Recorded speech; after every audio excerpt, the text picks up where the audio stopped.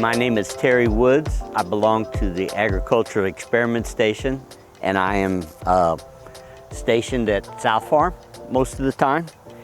Today we're going to talk about pushing bloom time back on wildflowers. And we kind of got this idea a few years ago when we were brush hogging in August, and we noticed that we had blooms in October, which seemed really appropriate for monarch migration and late pollinator colony feeding that may need to go on then. So we've got 12 species of flowers out here and 5 or more replications.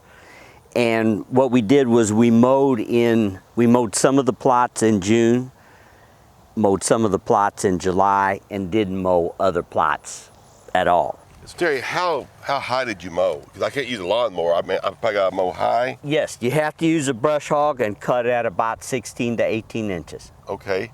And if it's already bloomed, like some of these are what, Monardia? Monarda comes in a little earlier before we start to mow. Okay, but if I mowed it now, it wouldn't come back. Probably not, because they're photoperiod sensitive. Okay, so some are photosynthesis, some aren't. Yes. I suppose. Yeah, so ironweed can be mowed in July, August, September. If you mowed it in October, it would probably try to bloom in December. Okay. Yeah.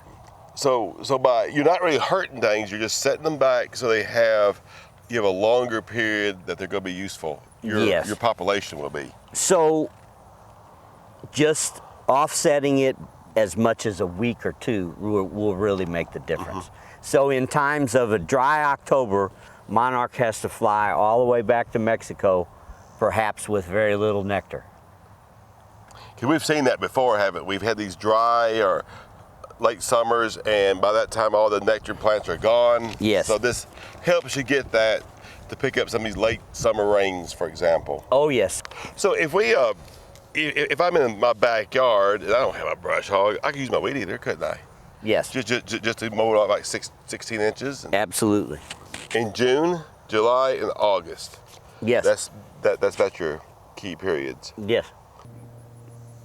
Not every species can take a mowing or a manipulation.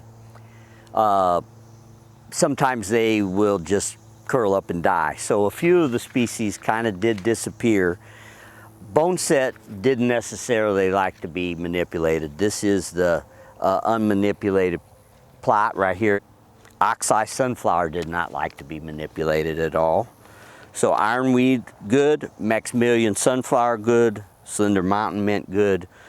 Boneset, not so good. So we had 12 species in here. The ones that didn't like mowed, they dropped out completely. And boneset, and I think that swamp milkweed does not like to be manipulated either. It seems like I haven't seen a lot of partridge peas this year, but it seems like they're a very good filler. It is, and it is one that we can't manipulate because of it being annual. If you cut it off, it'll probably still try to bloom lower. It won't grow and then rebloom. Okay, well, great. All right, well, thanks, Terry.